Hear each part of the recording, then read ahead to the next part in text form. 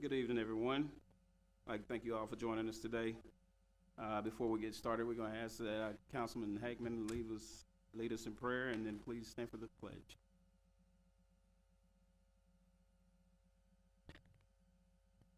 Dear Heavenly Father, I just come for you tonight and ask for your blessing upon this meeting. Thank you for the opportunity, Lord, for us to be here to discuss the city's business and to help make the best decisions we can to help support our town and our residents and ourselves. Thank you, God, for these people here who've taken their time out to be at the meeting tonight, and just help us as we review all the items on the agenda, and give us the wisdom. Amen.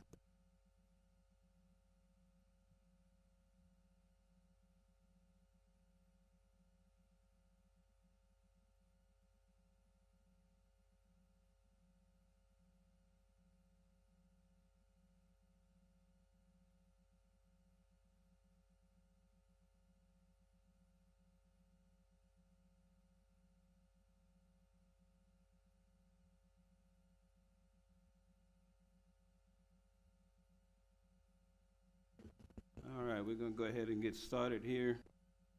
First item on the agenda is to consider approval of August 6, 2024 regular session minutes and the August 13, 2024 workshop. At this time, council, if we had a chance to review the minutes, the floor is open for a motion. I reviewed and make a motion to approve minutes for the regular session and the special session on the 13th.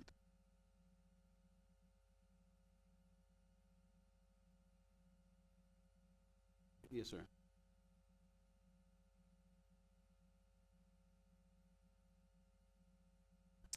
Good evening, Mayor, council members. My name's Steve Bolster, 1497 County Road 3240 in Mount Pleasant. Had a question about the minutes with the workshop. Are you folks voting on what to put into the proposal for voting, or is that still in draft mode? Well, you have a proposition 4 for the city manager position, where you're referencing that the city manager needs to reside in the city of Mount Pleasant. Has that been decided upon and approved? Madam Secretary.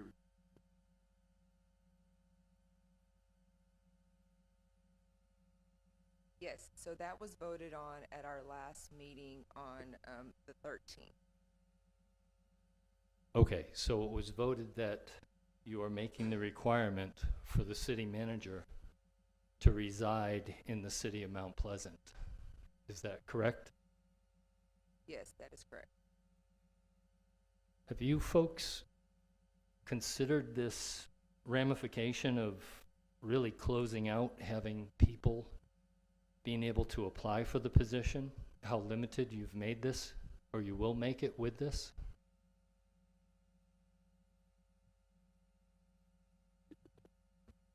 Mr. Bolster, it's going to the people to vote on it. We didn't make the decision.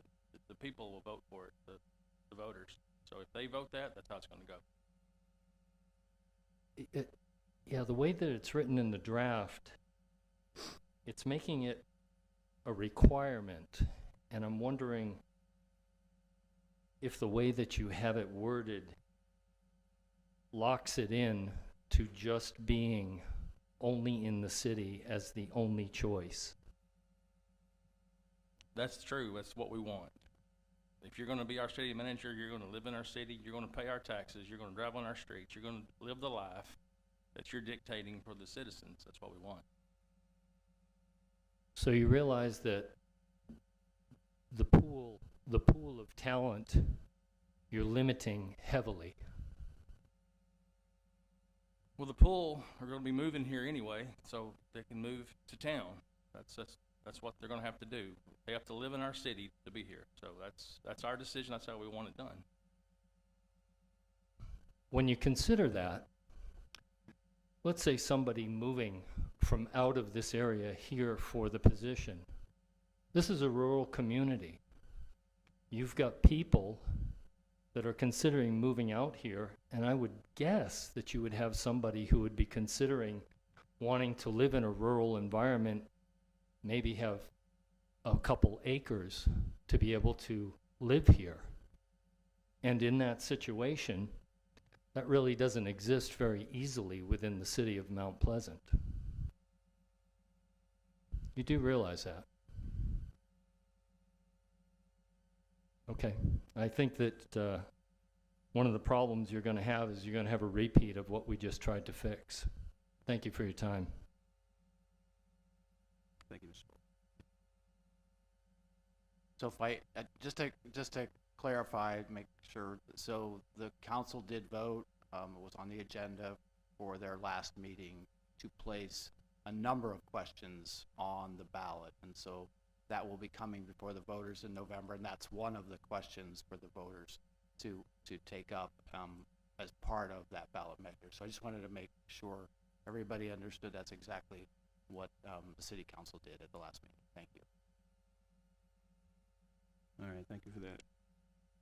Okay, back to our item, we had a motion made by Councilman Eggman, second by Councilman Hinton. Madam Secretary, record a vote.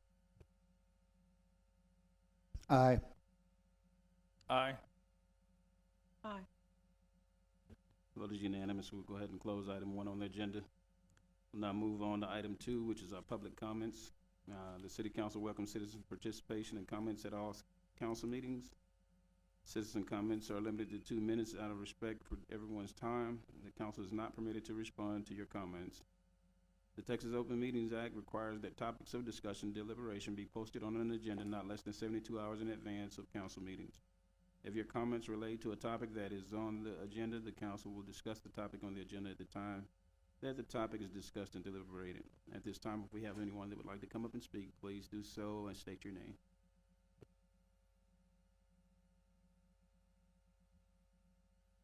My name is Laura Martin. I live at 200 Country Club Drive.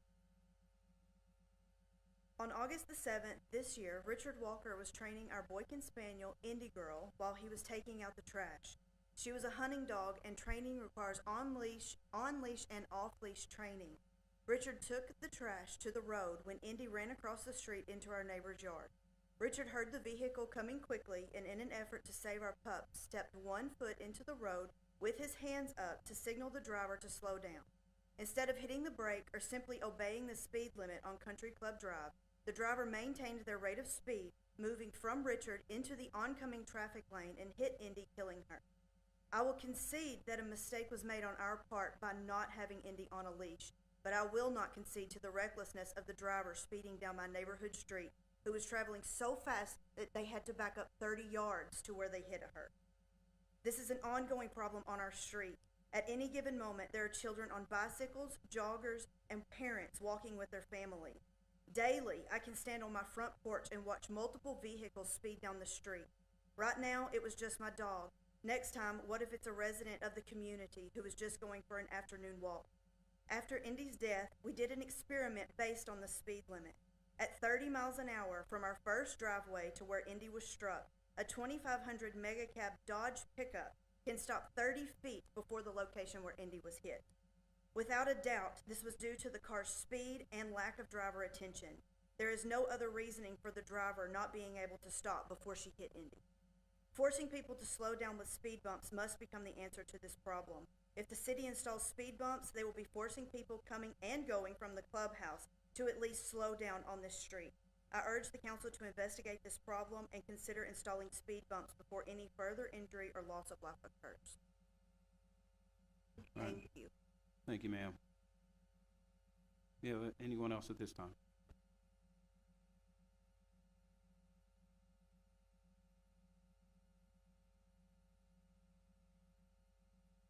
Good evening, Debbie Corbell, the City of Mount Pleasant. There's been a lot of stories going around as to how scary tight our budget is, our city's financial future, and how much the water bills are going up. All of this because people for the last 4 years kept their eyes and ears closed to the ridiculous amounts of spending. During this budget, I hope that we look to make a serious attempt at looking at salaries and what has been left by Ed Thatcher. In regards to financial issues with the city, there's been a story going around for a long time regarding what really happened under the past administration when a large amount of money is said to have been paid either to a fictitious company or whatever happened that the city paid an invoice that may have been some type of scam. Either way, I've not been able to determine exactly what happened because I did not know exactly what to ask for under the Freedom of Information Act. I've been told different amounts that range from that the city lost 400,000, 600,000, 900,000, 1.3 million, and even higher. I don't know what the truth is, but I haven't been able to find out. I don't know exactly what happened, but this is the story that's going around. And I would hope that the city manager in his report in the next few weeks would address that so that everybody will know what happened, what's being done to correct that. I would also ask the city manager to provide some basic information on what happened to explain. At a meeting here recently, at some of the downtown merchants, I got a couple of calls and was asked about how the city allowed $100,000 worth of Christmas lights to be thrown away. What I'm told is that they were thrown away because they were left outside on top of the building at the courthouse. They were exposed to the elements all year, and that we actually threw away $100,000 worth of Christmas lights. I would ask for that issue to be addressed publicly and let people know exactly why and what happened. Thank you. On both of those issues, we will give a report on both of those at the next meeting. Thank you. All righty. Do we have anyone else at this time? Okay, we'll go ahead and close public comments. We'll now move on to item 3. Item 3 is consideration proposing the fiscal year 2025 tax rate. Mr. Nahal. Thank you, Mr. Mayor, members of the City Council. So tonight, the only action that we're asking for the City Council is to set what would be known as the proposed tax rate for the upcoming budget year.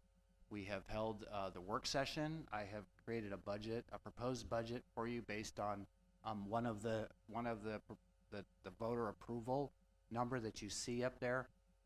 But at this point in time, it's the City Council's prerogative to set that, and then should you set a number different and there be need for additional reductions, then we would amend the budget based on the decision that you make tonight in regards to these rates, and then we would bring them back to you as part of the public hearing process, which I will show you what that process looks like in just a minute as far as calendar.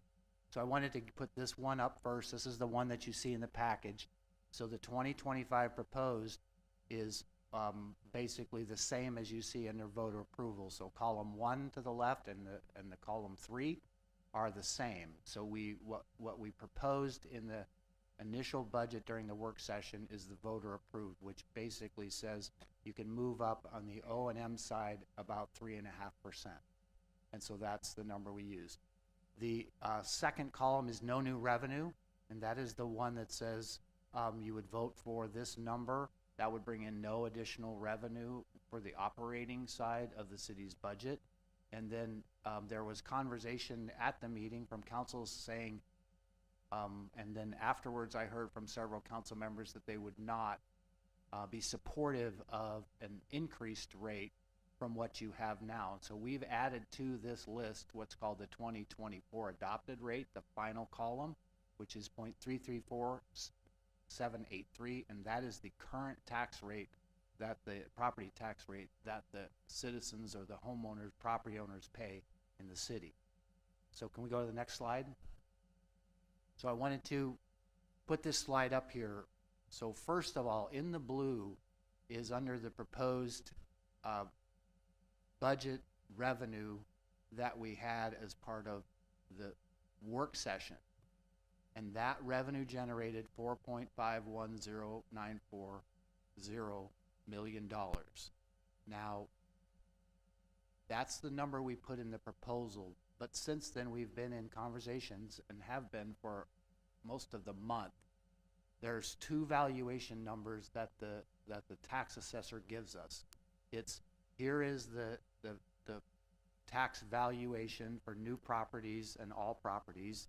That's called the non-adjusted number. And then they give you a number that's called the adjusted number, where they take out the amount of property tax values that you increase. So new properties come on board, that gets added to it. So basically the number is 1.69 is the $1.69 billion is the value of all the properties in the city based on the tax assessment. The adjusted value takes away the properties that have come in this year and lowers it to about 1.4 million. So the number in blue, we use the $1.63 billion number, which is the adjusted number down. In talking with the tax assessor's office, they explained to us that you can use the higher number, and they used it basically just saying, hey, you can use the lower number. It's going to mean that because we won't always collect 100%, or you can use the number that they actually give you, which is a 1.69 number.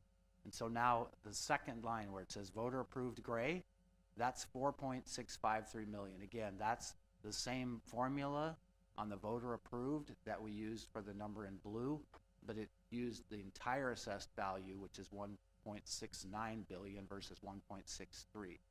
And so what that shows you, that our budget, which was based on 4.5 million, the voter approved based on the non-adjusted number is actually $142,000 higher than what we had put in the budget. Second line is what they provide is no new revenue. So here is where you say this would be the revenue coming into the city. No new revenue means you actually would lower the tax rate from where it currently is, and that the revenue coming into the city would be the same. And so you look at that number and it's no new revenue, which actually would be a decrease in the tax rate. The current year rate, which is, again, some of the council members mentioned don't want to see any increase in the tax rate. This one keeps the tax rate the same. And so there's no increase in the tax rate like there is in the voter approved one, which is about 3% to 3.5%. And if you were to adopt that one, it would be $22,000 less than the number that we based the budget on before. Can we go back now to the slide that shows the rate? Okay, so again, here it is. If you go to the total number, go across that line. So our proposed at 0.354661. No new revenue is 0.340414. And the end is the adopted, so that's the current tax rate that is being assessed in the city, and that's 0.344783. So as you can see, the no new revenue one is the lowest. So it'd actually be, if you selected that one tonight, it would be a lower rate than what's currently being charged in 2024.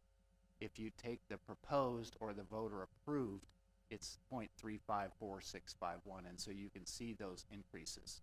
So tonight, what you would be doing is you're selecting one of these, or if you choose something even different than these, you could not choose anything above the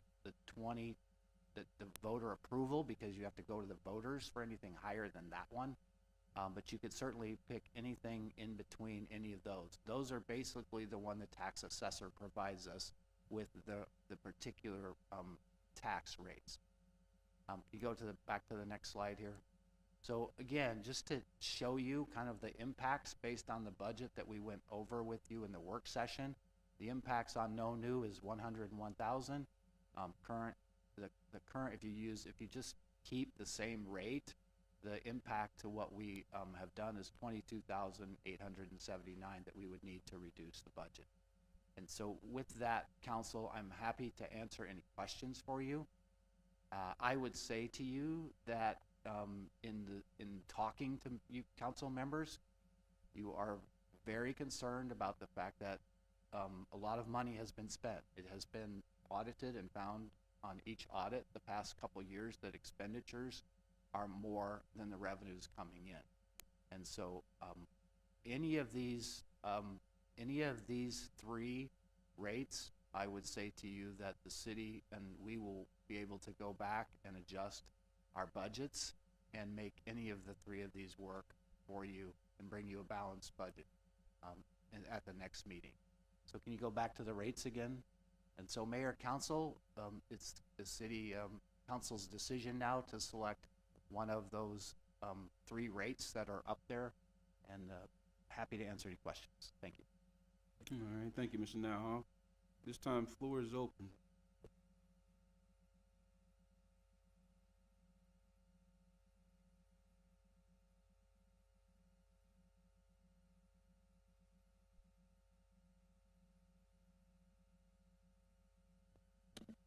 Wesley Line on Choctaw Street.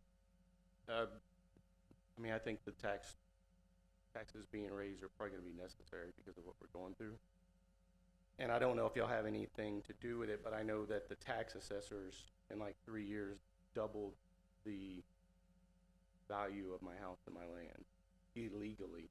So I went in and protested it, and they actually went back and put it back to the highest amount they were legally able to do. So I think that, I don't know if you can talk to the county or whatever, but when you make your decision on this, if you can maybe communicate with them that when they're making these assessments, that by a minimum, they go by the law, right? That they raise the percentage of your house. If they're gonna do it the highest, at least make it the legal highest. So I went in, talked to them, and they were like, yeah, okay, we'll lower it to the highest amount we can legally do it. I mean, I think we're gonna have to raise the taxes in order to do what we need to do, but if there's any way y'all can talk to them, that would be great. All right, thank you, sir. Mr. Nyhoff, quick question on the no new revenue versus current year rate. If we went with the no new revenue of a kind of a net negative $101,000, what kind of, how impacted to city services would that be? And how would the citizens see that?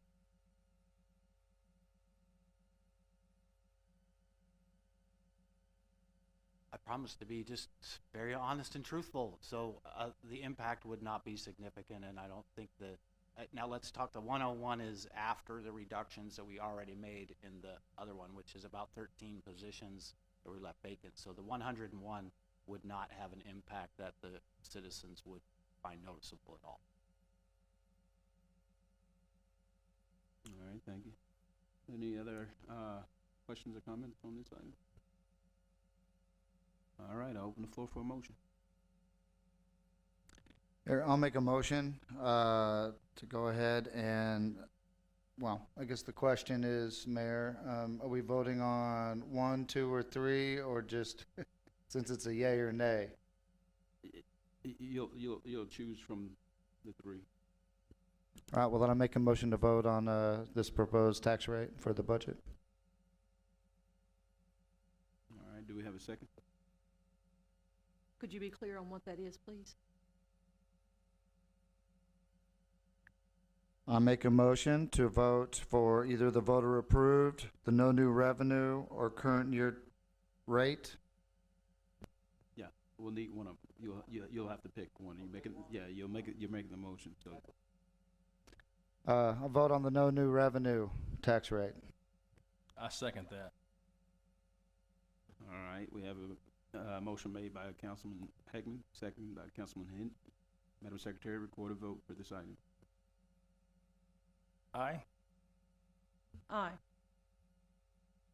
Aye. Vote is unanimous. We'll go ahead and close that item on the agenda.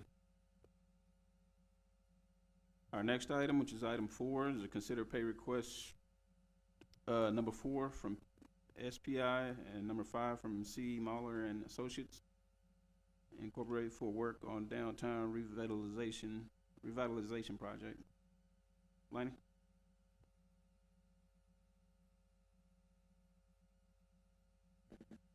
Mayor, Council, City Manager, it's always a pleasure to be here in front of you. What you have before you is a pay estimate prepared by Schomburg and Polk SBI for pay estimates number 4 and number 5 for work performed by C.E. Mahler on the, downtown sidewalk improvements that were done along, Jefferson between Third and Fourth, and, and then on Fourth Street between Jefferson and Madison, which included sidewalks and, new light poles and things like that. This project was started probably 3 years ago or so. It is partially grant. What you have, the effect today is $9,615.50. That was essentially for, punch list items and for some electrical cleanup for the last pay estimate. And then the pay estimate 5 is the release of retainage because we had the final inspection and approved for $56,832.70. What is your recommendation? My recommendation is that we approve these pay estimates. Council, floor is open for any questions. Laney, if memory serves me, down in front of the bank at one point, and I don't know if that was part of this project, but there was a little problem with the pavement and the curb. Is that satisfactory now? So that is satisfactory. So, the real problem was is over time, the city, or the TxDOT had overlaid that road to the point that it raised it up, and our sidewalk needed to be back at the same grade for drainage purposes to get away from the bank. So we had a little bit of a discrepancy there. So what happened was is we got with TxDOT. TxDOT recommended that we cut a patch, if you will, back into the road. That's why you see that patch that's over there right now. That sloped it back to our grade for our sidewalk so that our curb and gutter can run off like it should. Is that the only area where that happened? That was the only area where that happened. The punch list item included some curb, rework, some things like that. But that was the only issue where we had a TxDOT interference. And I didn't take a quick look at all the breakdown. Did we stay within our budget even with these punch list items? We did stay within our budget even with this. All right, we have any further questions? Floor is open for a motion. I make a motion to approve the pay request as presented. I second the motion. All right, we have a motion made by Councilmember Sproul, second by Councilmember Hinton. Madam Secretary, record a vote. Aye. Aye. Aye. Vote is unanimous. We'll close that item on the agenda and move on to item 5. Item 5 is consider pay request number 15 from Heritage Construction LLC for work performed at the Southside Wastewater Treatment Plant.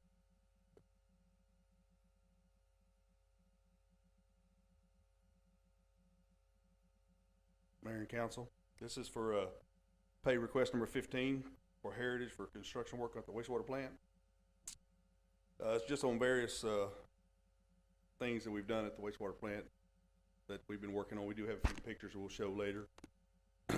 Amount payable is, $1,185,105.12. Original construction cost was $40,549,300. Complete contract cost to date, $23,273,576.67. Percentage time complete is about 58%, and the money is about 44%. We ask that you approve this pay estimate number 15 for $1,185,105.12. All right, council, floor is open for any questions. Are the new pumps already installed? We have one installed. We did have both, but due to some manufacturer malfunction, they had to pull it, and they have taken the new pump to be redone, rehab.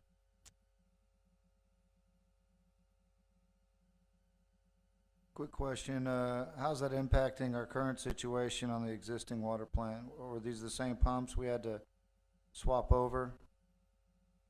So we do have one running, so the impact is, I mean, we're half speed, but we're still doing everything we need to do, because TCQ requires us to have two backup at all times. So, well, not at all times, but we're supposed to have a backup. So when that one went down, we had to get it fixed, but we have, the two old ones got hauled off last Friday to be repaired as well with the new one. So, hopefully we'll be getting an idea when they're gonna return the new one. It will be returned first. I appreciate it. Thank you.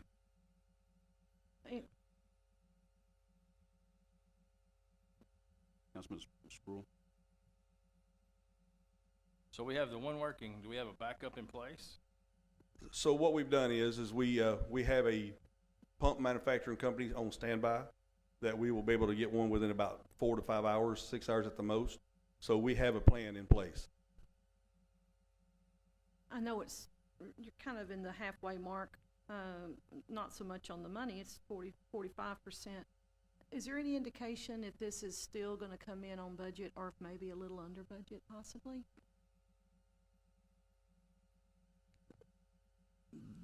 We're still a year away. That's probably gonna question that I really can't answer, but I would think that yes, that will come in probably at budget.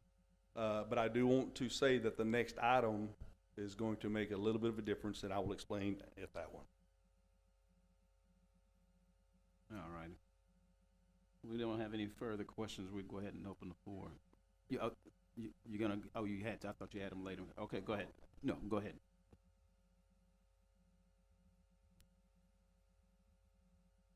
Mr. Mayor and council, the pictures you see, we're really through phase 1 of the project. It's a 2-year project. We're just beginning phase 2. But what you see here is the influent pump station, the existing screw pumps and the work that we were doing there. On the train number 1, you see the aeration basin all the way through the clarifiers and the sludge pump station in the top right hand corner of your screen here. And so that is phase 1 from the lift station through the sludge pump station, again at the top right of this screen, but considered phase 1. And so we will be in the coming days beginning to start phase 2, and really starts with chlorine contact basin as well as disc filters and effluent lift station. We have 95% of all the major equipment or critical path equipment on site, and we had the screw pumps on site when we encountered, or the city encountered, the issue with those existing screw pumps. And so, but that's where we're at, and that, I believe we have a couple more pictures. So just from a different angle, looking at the existing train 1 there, and the screw pumps at the lift station. And then here is the aeration basin we have completed. We have began installing the pipe and the blower piping across the center. You can see that in the middle of the screen. We have begun the clarifier equipment and really setting that equipment as well. But that's where we're at in phase 1. And this is the sludge pump station on the far end, which would conclude from what I am calling phase 1 of this project. And then as you come back this way north, you will have the disc filters as well as the chlorine contact basin and the effluent lift station. This is, again, just clarifiers, aeration basin, piping and manholes, yard piping have been installed, and backfill. We will continue to backfill to grade, which will be to the top of that aeration basin or those clarifiers. So that'll, ground level will be at the top of concrete or close anyway. Just one final look at it. As you can see, train 1 to the top left is your existing, and this is a mirrored system and a wastewater plant that's going to double your capacity.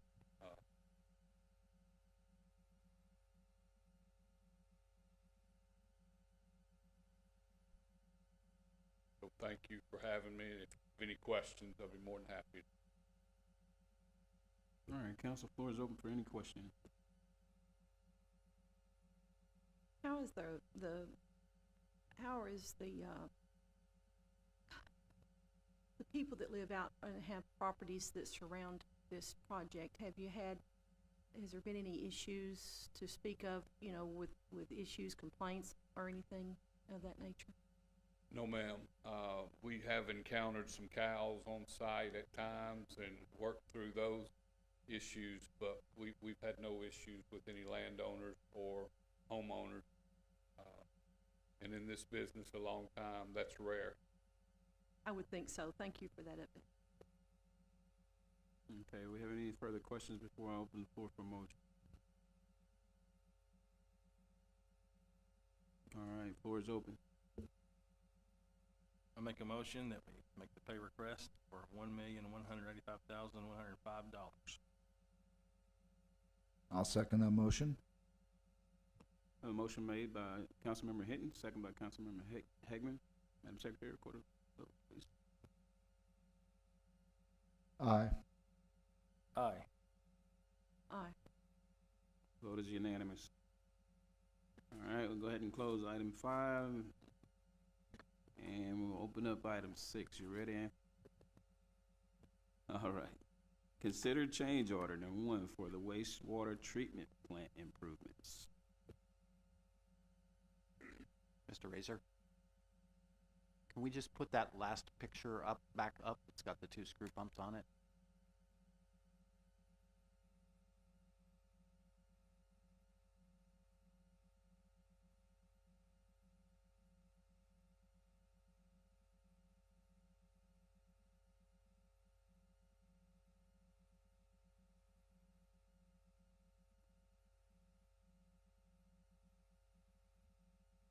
Thank you. Thank you, Mr. Nyhoff. So this is to consider approval for a change order number 1 in the amount of $463,357.85. So this change order is to refurbish the 2 screw pumps that you see that failed a couple of months ago, and that not only will they be completely refurbished, but the gearboxes, gear drives, the rollers that they sat on have to be completely redone. So this is going to be a total rehab, and so what's going to happen is this is going. The original contract was for $40,549,300, and the change order amount that we're asking for is $463,357.85 to get those rehab, and so that's going to increase this contract to $41,012,657.85. Now, I do want to point out that the two screw pumps that are sitting there, we're getting for $460,000 to get fixed, but understand one new one is about $500,000. And we're looking at so we looked at some options to pay for this. I mean, we got to pay for the repairs we have to happen. So we went into the bond money. We've collected some interest, quite a bit, and so we are looking. And plus, we've saved money on a few projects that come in under bid, and so that's how we're looking to ask the council for approval to pay for this. Yeah, I know when all this first got brought up, so just want to clarify, I know the number of around 200,000 was mentioned, so this is a little over double that. So was that just a swag, or what's the delta here? So the original number was brought in at about 250, but I believe that what the guy told me was for one repair, because one of them was still running, and so I'm afraid that's probably what happened. I can't quote that 100%. But then when both of them failed and we had to have them completely redone, it did bring the cost up. Thanks, Anthony. Anthony, these were obviously had many years of use on them in the condition that they're currently in. Has there been a lot of repairs over the years to try to keep them going? So on the screw pumps, there's not a lot of repairs, but what we try to do is we have heavy rains here at times, and so the the basin that you see that they're sitting in fills up and gets over the rollers and stuff. And so that allows sand and grit and stuff to get on them. We do have regular oilers that go on them and what have you. But what we try to do is about depending on how much rain we get and stuff, about every 2 years we try to get them clean. We'll do our part that we can in-house, but the housing has to be taken off. It's a big ordeal. It costs about $25,000 to get that done. With the newer ones, are you gonna be able to raise them up some and help with that issue? Regrettably, it's gonna be about the same design that it is, because of the way our sewer flows in, and then it has to be lifted up. So they're about the same elevation, and so they will have to be cleaned periodically. I think one of the downfalls to my look at is now you have 4 of them instead of 2. But that's the way we have to do business. All right, council, we have any further questions? All righty, you have something? Okay, floor is open for a motion. I go ahead and make a motion to increase this contract by $463,357.85 for the addition of repair of these 2 screw pumps. I'll second that. All right, we have a motion made by Councilmember Hageman, second by Councilmember Sproul. Madam Secretary, record a vote, please. Aye. Aye. Aye. The vote is unanimous. We'll go ahead and close that item on the agenda. We'll now move on to item 7, which is the consider pay request number 8 from Wicker Construction for work on Sports Complex Regional Lift Station. Mayor and council, so this is pay item number 8, and in the request of $121,333.86. This pay request is the final pay request. The original construction cost was $1,791,888.60. Billing to date has been $1,491,970.24. The pay request includes, number 8 pay request includes the retainage cost. So this will be the final pay. The retainage was $78,524.85. So July pay request is $42,809.01 with a total cost of the $121,333.86. And we're asking for you to approve this. And this job is complete. All right, thank you. Council, we have any questions? Yeah, real quick, Anthony, on this over and under run of cost, looks like we came in under 178,000. Does that take out what we're looking to approve? Is that total savings? Yes, sir. I was going to get to that after I was going to show a few pictures. I'm sorry, but yes, sir. It did come under 178,562.50 off that total cost. Perfect. Sorry, I jumped the gun on that. I probably should have said that first, but I wanted to get the pictures up there. I apologize. So there's not a whole lot to see, but I wanted y'all to see this is the new lift station there at the park, and we took a picture inside. I think there's a couple more pictures that we got.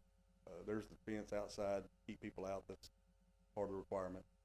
And then that's just a picture of showing where part of the pipeline went down through the park. So it's a really nice job that Wicker did a really, really good job on that. All righty. Do we have any further questions? Floor is open for a motion. I make a motion, pay the amount, and finish this job up.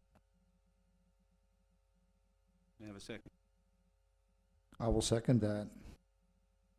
Have a motion made by Councilmember Hinton, second by Councilmember Hagan. Madam Secretary, record a vote, please. Aye. Aye. Aye. Vote is unanimous. We'll now close that item on the agenda. Our next item, item 8, is to consider approval of IDC expenditure for Texas Workforce Commission High Demand Job Training Grant Match in partnership with Northeast Texas Community College. Mr. DeVoy. Mayor, City Council, City Manager, good evening. My name is Nathan Tafoya. I'm the Executive Director for Mount Pleasant Economic Development. I'm sorry, I just lost my email, but I took a screenshot. There we go. So, item for consideration is approval for $100,000 IDC match for Texas Workforce Commission's High Demand Job Training Grant, including authorizing the Executive Director to execute any and all documents necessary to accomplish this, such as a memorandum of understanding, which is attached in your packet. IDC partnered with NTCC and its Industrial Technology Training Center located on I-30 to identify industrial workforce training needs, including construction and equipment necessary for such activities. Historically, the High Demand Job Training Grant was a $50,000 annual grant match from Mount Pleasant EDC. Was written with equal matches from the economic development organizations in Sulphur Springs and Paris for their respective communities, and matched dollar for dollar by Texas Workforce Commission. Last year, Sulphur Springs and Mount Pleasant EDC each committed. Paris ended up backing out a little bit. We upped it to $62,500 in matching funds for workforce training programs, and so that was a first for us.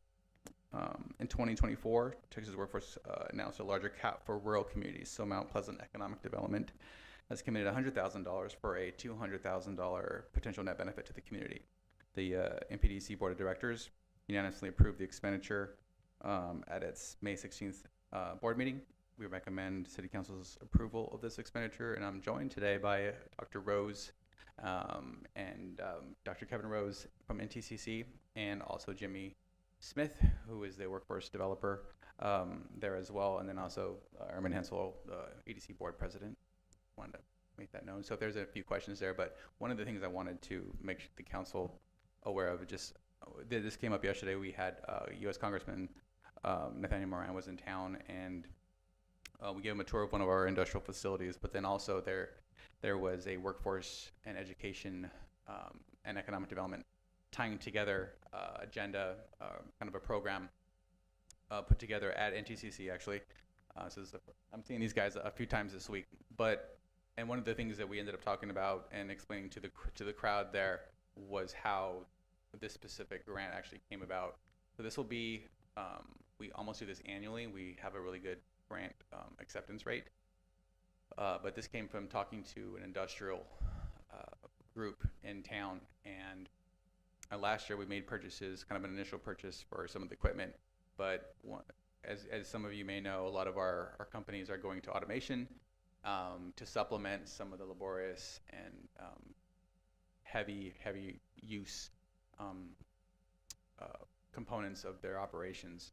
And so we found out in that conversation that there were up to 600 new robots coming into a 100-mile radius of Mount Pleasant. And so with that knowledge and knowing that there were dozens more of these robots coming into the community, we decided we wanted to make an investment into the robotics, and we bought the full package. You know, there's the ones we're talking about are as tall as this building, but the ones we bought are the smaller version of it. They kind of sit on a tabletop. And so we decided, and we're actually working with and supporting kind of a larger training facility and making Mount Pleasant more of a training mecca for this specific kind of equipment, because we know there's hundreds of them coming into operators around us. And so we want to be able to train people and have people from all over, outside of the state even, to come train in Mount Pleasant. And so it's kind of becoming a thing, and this is kind of just has to do with what happens when we sit down. NTCC was at that meeting, economic development was there, and just kind of collaborating, working with industry to make sure we're meeting their needs. And so that's kind of came out of that. And this is, separately, we were able to tap into the High Demand Job Training Grant. And so this is one of those fun ones when you get to invest in your community and train the high schoolers and train non-traditional students and support a very specific training program that we know is actually matched to industry needs. So stand for questions, and I'm there here to answer any questions as well. Okay, thank you, Nathan. Floor is open for any questioning at this time. Nathan, you don't have to elaborate too much, but just for the new council, just to roughly how many students does this thing serve, and a few little things like that. Just a quick overview, and while he's coming, just out of curiosity, I think this is a wonderful opportunity, but is the grant contingent on the match, or is it Yes, ma'am. So, Dr. Rose, I'm gonna have you come up and answer that. Yes, so Texas Workforce Commission, this was a question asked yesterday. They're like, is the EDC just do they provide the money, or does the college? No, the way the Texas Workforce Commission works is an educational facility, a training center, a college, even a high school now. There's the JET grant can apply, and they're often matched, and the EDC can step in and supplement for those pieces. And so we have if the community may or may not know, there's an industrial facility on I-30 next to Lowe's, and that was a $3 million purchase. The IDC purchased in 2011 and is in partnership with NTCC and the high school. So it's open from really early in the morning to late at night to allow for non-traditional students, those who are working. So to answer your point, you said not to elaborate, and I did. Sorry. The money needs to be supplemented, and so we're happy to step in and do that. Right. But my question, is the grant available with or without the match? I'm not against the match necessarily. I'm just asking. No, ma'am.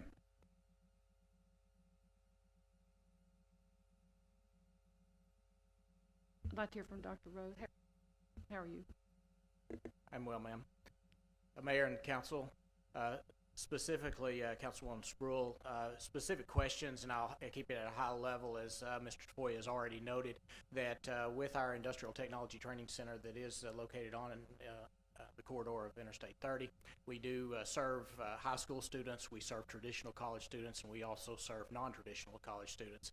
That includes both incumbent workers, which are employed in our manufacturing environments here in the city of Mount Pleasant, Titus County, and surrounding areas in which Northeast Texas Community College serves. So we bring in corporate training in addition to that. So we're talking about dual credit, we're talking about traditional non-credit, and the corporate training aspect. What this program is exciting, most specifically because it does target all of those different components. So we'll have an opportunity to expand in our robotics and automation program into our dual credit.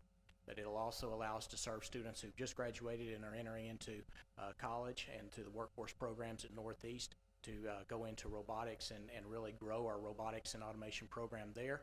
Also non-traditional and dislocated workers that are coming back and looking for reskilling or upskilling.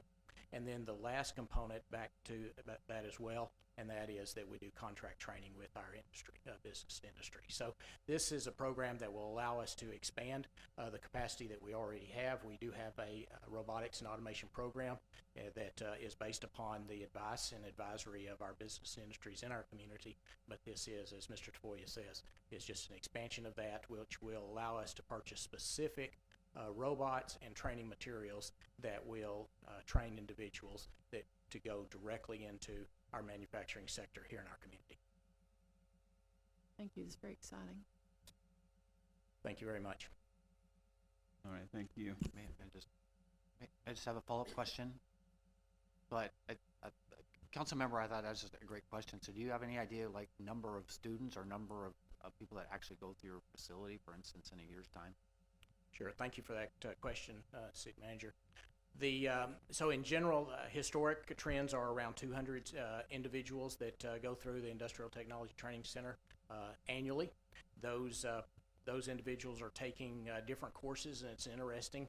In our capacity, the way the curriculum is designed is we do have in that facility, we have our electrical technology program, we have our industrial technology program, both of those as well as a CNC program, our automation and robotics. So the way it is designed is they all interact with different areas of the curriculum in order to get a cross-disciplinary study of that. So what the short answer is, approximately 200 individual lives are impacted in that facility each year, with individuals broken out into level 1, level 2 associate degrees that they're able to obtain right there in that facility. The numbers vary, and the automation and robotics program is one of those programs that's just taking off. What a great asset that this community has with what you're doing there. Thank you. I would say that it is a partnership, and we appreciate that partnership. We appreciate the city of Mount Pleasant, the EDC, and all the partners with our business and industry community as well. So couldn't be done alone, and that's the reason why this is so special to all of us. Appreciate those comments. Thank you. You may or may not have an answer to this question, but statistically, you're saying around 200 per year annually? Do you have any statistic to show about how many of those actually stay in the area to work within our industries? I don't have those statistics, but it is a high percentage. The good part about it is that we do have a relationship with most all of those students because they're invested in, we're invested in their lives, they're invested in the college as well. So we do monitor that, and it's a very high percentage. That the other dynamic is what can happen is we do have if I might compliment the individuals who work out there, they do have a very strong reputation around the state, and so we do have individuals who come in and try and recruit them for jobs outside of our community. Oftentimes, if that occurs, then what we do find is that many of those individuals, if they leave and go work at a different location for a period of time, then they find that Mount Pleasant is really where their home is, and they come back. And so they've gotten their training here. They may spend some and get some experience off. But many times they come back to work in our facilities here with that experience. And what we hear from business industry, it's been a really a great model for that. All right, thank you. I appreciate that. It's good to hear. So, Mayor, one of the things that I think is important to understand too is we don't, when it comes to workforce training needs, the philosophy for myself and as we use the funds at the EDC is we train people here. And because there's some difficulty when you start putting restrictions on that they have to be placed. And I know your question was meant innocently, like, hey, where are they going? But just so you understand kind of the parameters, kind of how when we approach workforce training, it really, in my mind, from an economic development perspective, and I mentioned this yesterday at the meeting, was only usually elected officials care about jurisdictional, these imaginary boundaries that define the shape of our cities and our states and all those sorts of things. Economies don't. And so, like, they could be working at Lowe's, right? And so one of the things we do for the new council, we've given 2 tranches of $25,000 specifically for Mount Pleasant, and then also at a reduced rate for Titus County. And we gave him some loose rules, but let him go with that because NTCC recently, in the last 3 or 4 years, they're a training center for CDL licensors. And so we paid to wrap, we put EDC on there, and NTCC paid to wrap the truck. And then we want to train our folks because we know we have logistics is an issue. And if they don't work here, that's fine. Then we'll come back. It's a circle, right? It's a cycle of life. And you never know when there'll be attrition and then returns. And so we just want to invest in our community and allow them opportunities to do well for themselves.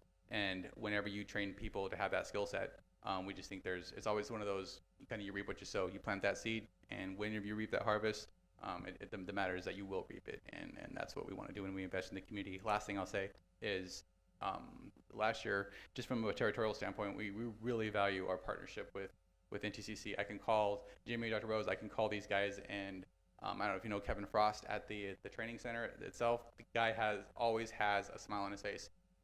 We've walked in with numerous clients, maybe I would imagine up to 7 or 8 this year so far, just walked in and on one of our tours to the community, and he'll just talk about the equipment and motor controls and all the things that they have going on in the back of the shop. Answers a lot of questions that are very industry specific, very knowledgeable, but it's something that we can always depend on. But last year when we went up to 62,000, it was also a partnership with all of our high schools. Chapel Hill, Mount Pleasant ISD, and Harts Bluff all purchased industrial equipment. I think Harts Bluff purchased a welder. And so as those pieces start going into the college level and into the high school level, the high wage job demand training grant, also supports high schools. And so when we look for opportunities there, and the college is completely willing to share some of those funds and resources, and so it's just a really great opportunity. I think we have a really good partnership, and it shows the education entities are really aligned here. So just want to make sure you guys knew that if you you're coming new to the council. Are you about to outgrow the facility? It sounds like you're really adding a lot of opportunity for different upgrades and trainings. Yes, ma'am. And so there's still even some land available there. I know the college has a lot of dreams, and it's just a matter of resources on where to go with some of those things. We're looking at partnerships. I mean, if you have been to Local Bounty, the culinary program was out there when they broke ground. They had the ribbon cutting ceremony, helping create and prepare the food. They have their own greenhouse out at NTCC, and so there's just some really interesting correlations going on just with the food program. But they've been a really great partner. But to your point about the college, there's another, we're about to announce it soon, but there's another small group that has moved into Mount Pleasant that wants to form partnerships with the college, and we get a lot of questions like, hey, what are they doing from a vocational standpoint? And so we're always say we have one of the most flexible, nimble colleges that'll match to you. They formed a Diamond C, what's it called? Process welding certificate and program, just specifically not to be able to work, to your point, on pipelines for the oil field, because you tend to lose those. But a lot of our industry folks are like, we need people who do specific stuff to trailers, and formed a partnership with a college. And so you don't have to work for Diamond C, but you can go work at other places. But it's very specific to that's needed here. You can get a job pretty much right away. And they had job offers, I think the day they had graduations on site. So it's really cool and really interesting and neat to see how the college is really wrapping itself around industry as well. So.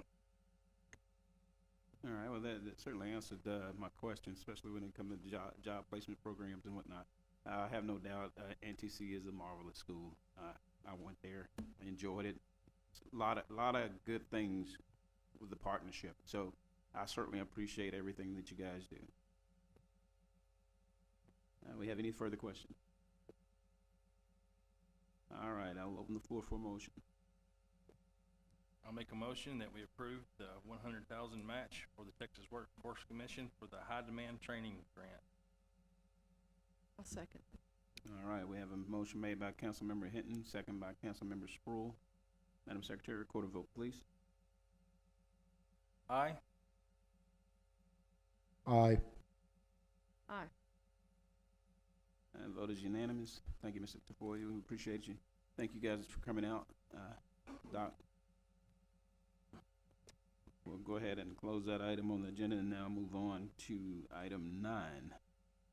Item 9 is to consider a request from Justin Walker, PE, on behalf of Moreland Development for approval of a preliminary plat for the Andersontown Crossing Addition, Phase 1, and being all of that of 35.663 acre tract of land is situated in the James R. Mitchell Survey Abstract number 384 and the John Thompson Survey Abstract number 566, being part of that 45.032 acre tract of land described in correction general warranty deed with vendor's lien to MCGDE ATC and LLC as recorded in instrument 2023-1954 of the public records of Titus County, Texas, and being all of Lot 2, Andersontown Crossing, Phase 1, in addition to the city of Mount Pleasant as recorded in instrument number 202-40972 of that plat records of Titus County, Texas,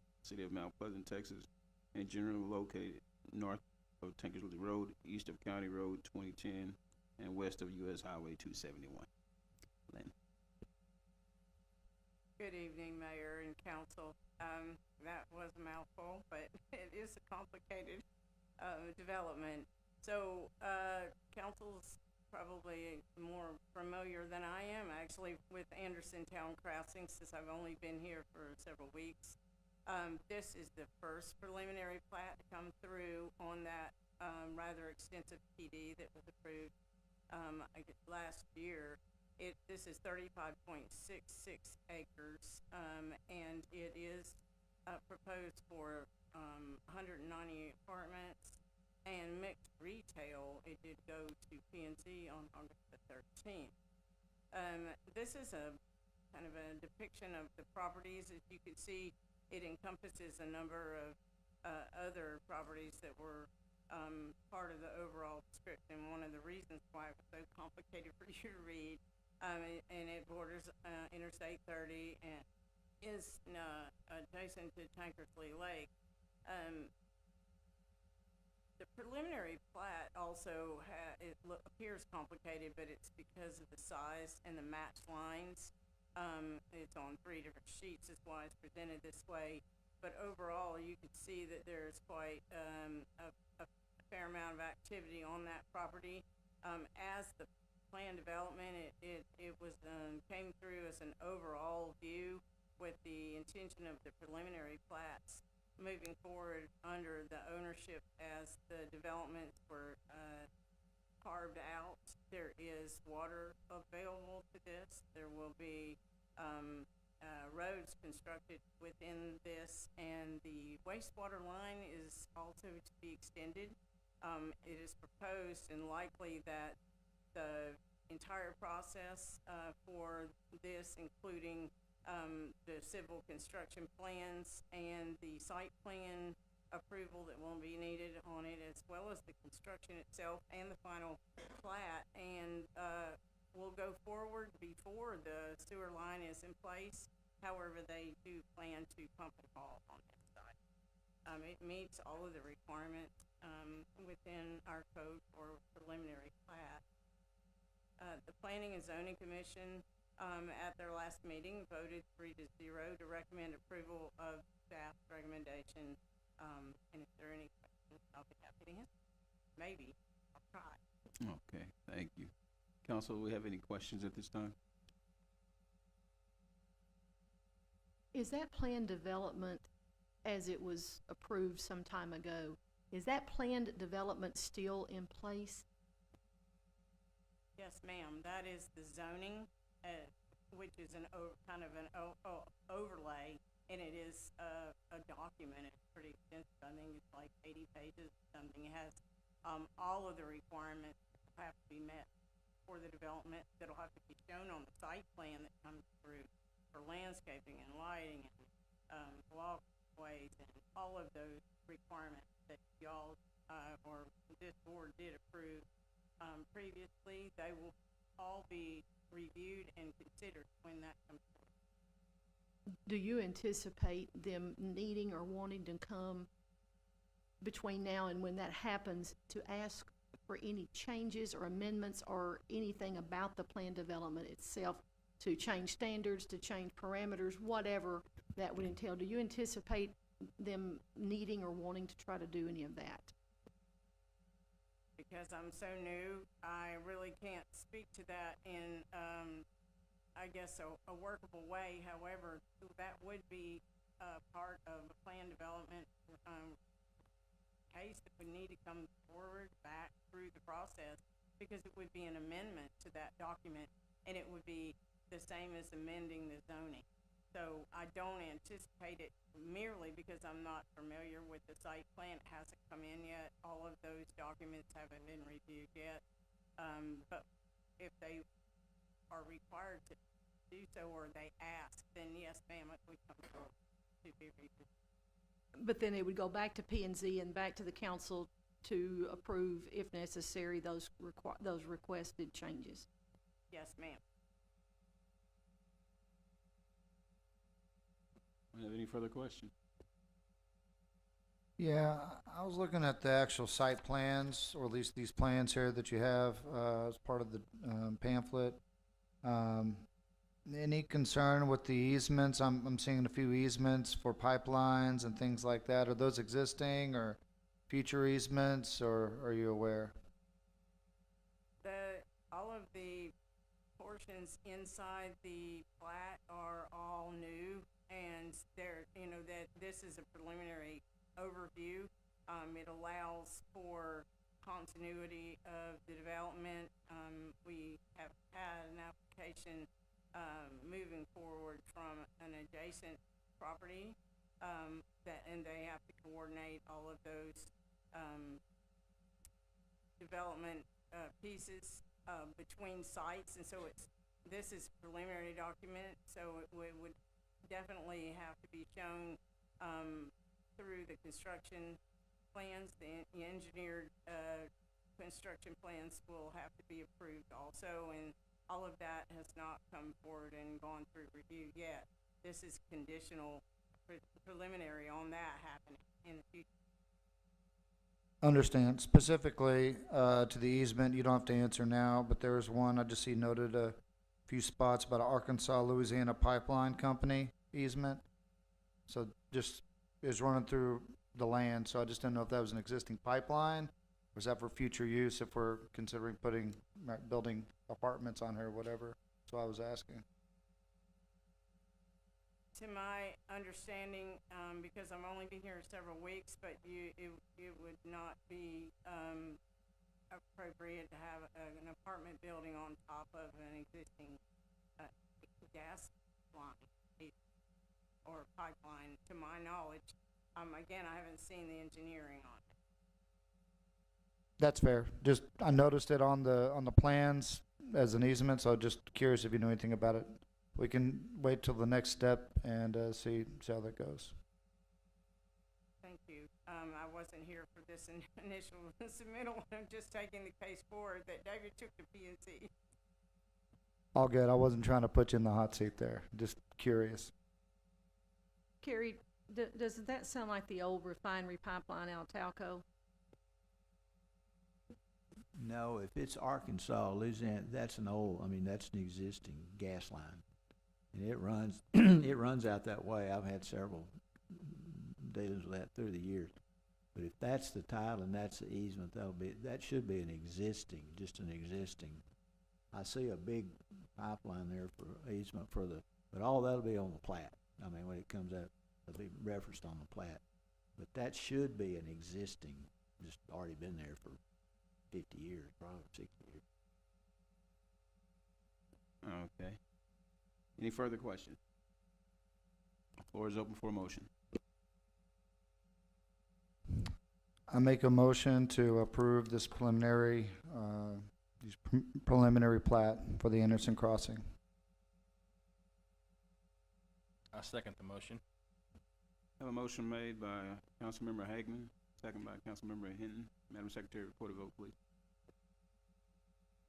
Aye. Aye. Aye. The vote is unanimous. We'll now close item 9 on the agenda. We'll move on to item 10. Item 10 is to consider a request from James Arledge of A&C Investments LLC for approval of a final plat for the Urbans on 17th Edition, being a 0.62 acre tract of land situated in the B Merchant Survey abstract number 358 and being described in the deed from S. Clements Homes to A&C Investments as recorded in document number 220242410 of the Public Records of Titus County, Texas, City of Mount Pleasant, Texas, and generally located at the northeast corner of West 17th Street and North Johnson Avenue.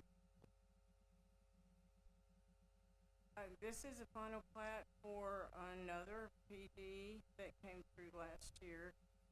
It is for townhome development on just shy of 2/3 of an acre for 8 townhome lots. It's located on 17th and North Johnson. It did go through the same P&Z meeting as the previous case. This particular development has gone through a rigorous process that occurred before I came on board also. I mean, the final plat is the actual, and so that construction can begin. Here's the area map. It kind of shows that it's just a rectangular property. And this is the final plat configuration that shows the townhome lots that are on that property. They are, as you can see, thin. Of course, they're attached, so that's why. And they'll be, my understanding is they're 2-story, but the plat, of course, is just a division of the property. And when it went through, as previously, there was a 3-0 unanimous vote to recommend staff's recommendation for approval at their August 13th meeting. All right, thank you, Lynn. Floor is open for any questioning on this item. James, do you mind, and if you don't feel comfortable answering the question, I understand, but do you have any action, you have any people already interested in purchasing any of those?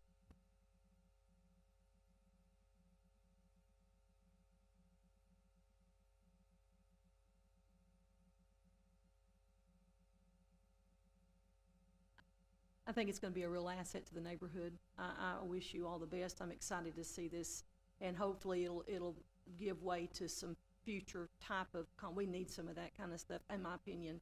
So, I wish you all the best on this. Real quick, is there gonna be street access on Johnson and 17th, or is it just gonna be on Johnson Street? I can't, just trying to understand based on the drawing. Looks like Johnson based on the fire lane access. Awesome, thanks. Okay, if we have no further questions, I'll open the floor for a motion on this item. I make a motion to approve this final plat for the Urbans on 17th project, the 8-unit townhome planned development case. I'll second that. All right, we have a motion made by Councilmember Sproul, second by Councilmember Heckman. Madam Secretary, record a vote, please. Aye. Aye. Aye. Vote is unanimous. We'll now close that item on the agenda. Thank you, ma'am. All right, at this time, we'll move on to item 11. Item 11 is to consider appointment to Planning and Zoning Commission and Board of Adjustments.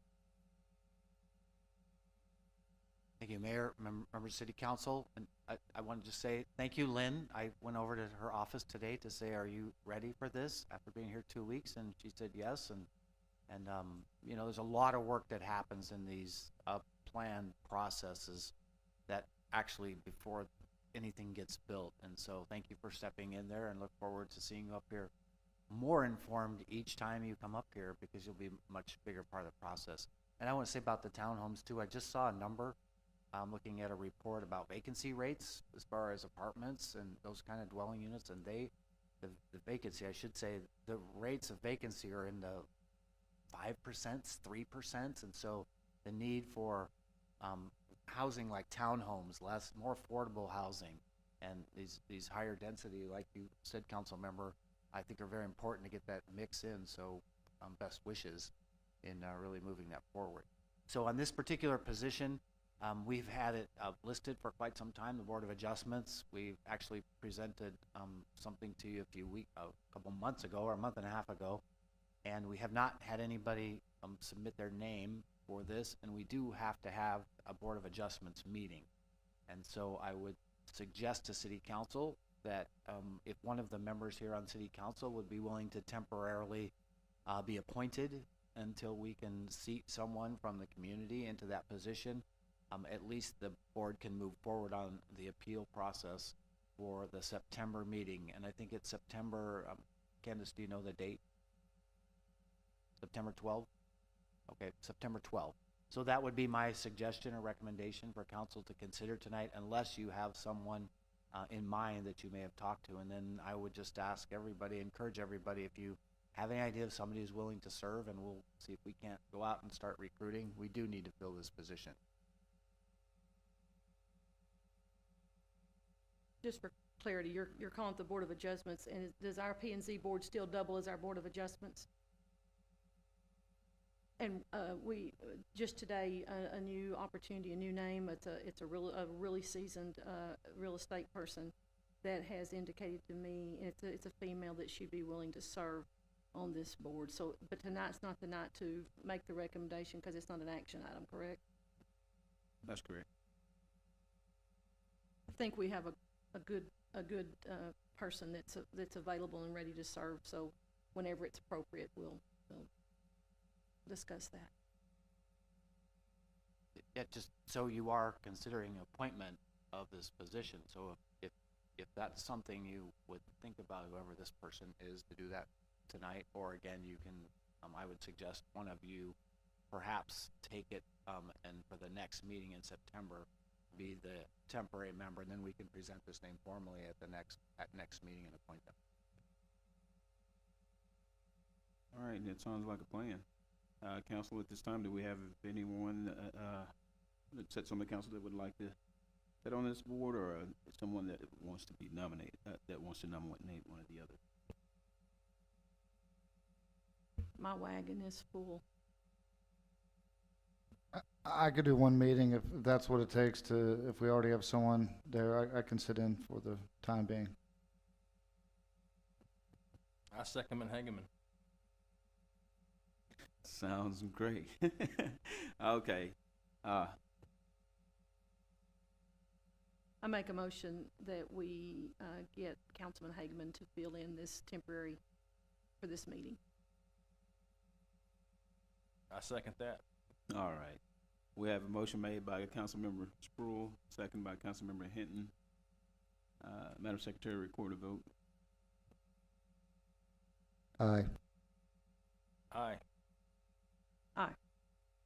The vote is unanimous. Councilmember Hagman will be sitting on that board. Thank you, Mr. Hagman. At this time, we'll go ahead and close item 11 on the agenda and move on to item 12, which is our city manager's report. Thank you, Mayor, Mr. Mayor and City Council members. Just Councilmember Sproul, if you could get me that name, that would be great, and so we can get them on the agenda for the next meeting. So in your packet, what we do is on a monthly basis, different departments give you monthly reports, those being animal control, court, fire, library, police, public works, utilities, and then there's the city calendar that's on there as well. And so that's in there for your information. I would like to just say the council has asked that all four of, shall we say, the appointed bodies that work directly for you, you requested monthly reports. I would recommend that starting in October, that all of us, including myself, give reports, including financial reports. You can see here is not a budget report. I've talked to finance folks today. We've been doing all budget work, and we need to start getting you immediately those monthly reports for you to see the financials of the city. And so the report's here for you for any questions, but certainly that's the next move. And then I would be happy to, on behalf of the council, send to Nathan and court and the city attorney's office just a note that said this is what council has requested for monthly meetings. With that, I also like to say that the farmers market, again, is I think the second one that we've had. We've had one already this year. It's on Saturday, 7:30 to 11. We just want to encourage everybody to go. That's something great that I would hope we can grow and grow in this city, because I guess I love farmers markets, and I hope lots of people get a chance to go and stop by there. And the more people that come and support that, the more people that will come and set up their food stands and their various items, and we'll grow that to a much bigger event. And then just 23rd is next Friday is the Texas Rangers. They bring in the World Series trophy. It's coming to the Civic Center from 12:30 to 3 o'clock. Again, I had the opportunity to be in another city and go visit that trophy, and it's a World Series trophy. So if you're any kind of Texas Rangers fan, feel free to go to the Civic Center. They're bringing the trophy, the World Series trophy from last year, to there. I want to, can we pull up the calendar real quick on the budget, and I'll give this to council. So I forgot to pull this up in discussions in regards to the council. I wanted to pull it back up for you all in council and the community. So tonight, August 20, the council voted on the proposed tax rate. Tomorrow we'll publish notice of the public hearing and budget and tax rate. The budget workshop, so we've held one very extensive budget workshop where we went over everything. Based on your decision on the proposed tax rate, there will be some modifications and recommendations that I have for some additional reductions in the budget.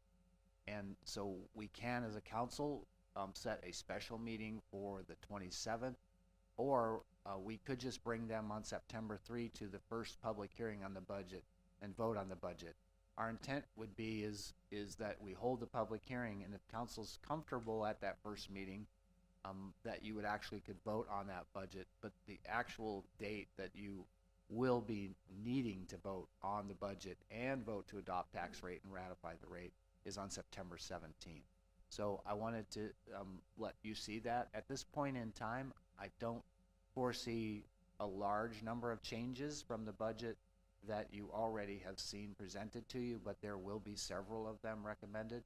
So at this point in time, I would suggest we just go to September 3 and we hold that public hearing. I will give a presentation, abbreviated, much more abbreviated than the 4 hours work session that you had, but I will also include the items in regards to any changes to what we've already published. So again, we've published the budget. It's been there since last week. We actually budgeted. It's online for anybody to take a look at it. So you certainly can do that. The actual public hearing is on September 3. So unless you would like to hold another meeting, City Council, on the budget on the 27th, I would suggest we just proceed to the September 3. I'll do a presentation. I'll go over what changes, what basically amendments we will do from what we already presented to you. There can be a vote on that date, but the actual vote would be the 17th, where I would say that that is the date we need to do it so that it's done prior to the end of September. Thank you, Mayor. Thank you. Council, with that being said, if you would like to propose something as far as a special meeting, if you wanted to do another workshop, then I guess that's something we could discuss with Mr. Nauer. Other than that, do we have any further questions?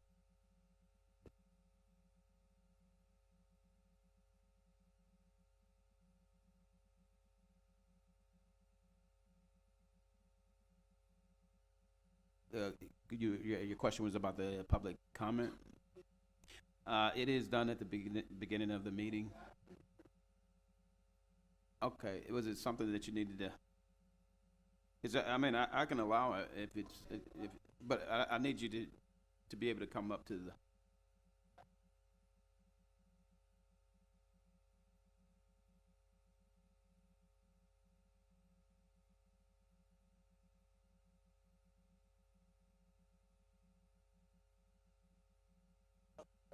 We'll need someone to hold that down for him. And give everybody what. You know, I've been here in a couple of, well, it's been over a year, I guess. And since then, I've had problems with different places here, with the different paying my bills with the dental people, because people from my church worked there, and then they got fired because they couldn't go to church and stuff like that. And then at the place, the nurses there haven't been able to keep them there because they're trying to go to school, and so we're getting a big turnover rate, and it's been hurting a lot of the patients. And that's really bad for the patients, and I mean, we've lost people because of that. And I'm speaking from the patient side because I'm the result of that too. I mean, I lost 2 homes burnt down, and I've been flown to Tyler, and now I'm on dialysis. And then my other house, I was burnt in it, and was driven all the way to Dallas. But I'm just saying, I just wish that people would get a little bit more attention with some of these people that are struggling and that are trying to better their lives and just need a little support. And they're just not getting them. A lot of them are from broken homes, but are damn good nurses. And I mean, that's what my background was. I worked for Kaiser Permanente, put myself through school at Berkeley. And so I can really identify with that. And I work with a lot of great people, as you see on that piece of paper there. Most of them are no longer alive. And in my house, I had letters and books signed by these people. I'll never get that stuff back. And then, like I said, I came here to raise service dogs, and I'm really good. I mean, people have called me that are in the Westminster Dog Show since this accident has happened to me. I can't even share my talent, and I'm not charging nobody. All I'm doing is catching hell. And then I was here when the police were having such a problem a couple of years ago because they weren't making enough money. You got a lot of angry people out there, we're catching hell because of that. I mean, I lost jobs too in Naples, because of COVID, and they weren't paying enough. But it didn't upset me that much. I didn't have the power of life and death in my hand. But I'm just trying to do the best I can to help any damn body. I know it's like, and my cousin right here, shoot, she's been living right over there, right behind me, and hasn't seen her daughter in 3 years. I mean, this is the kind of stuff some of our folks is going through, and our family's been together ever since Jim Crow, and now we coming back to Willie Lynch without a rope. And I'm just trying to put some hope out there. That's all I got to say, and I want to thank y'all. And I've been listening to y'all. I don't think y'all remember me, and I had a lot of faith in y'all. All right, no problem. Thank you.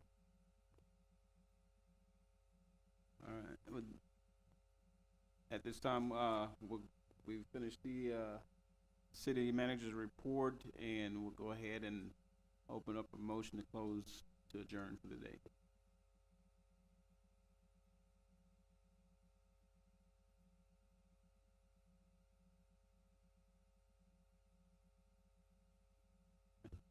Okay, well, if there's no objections,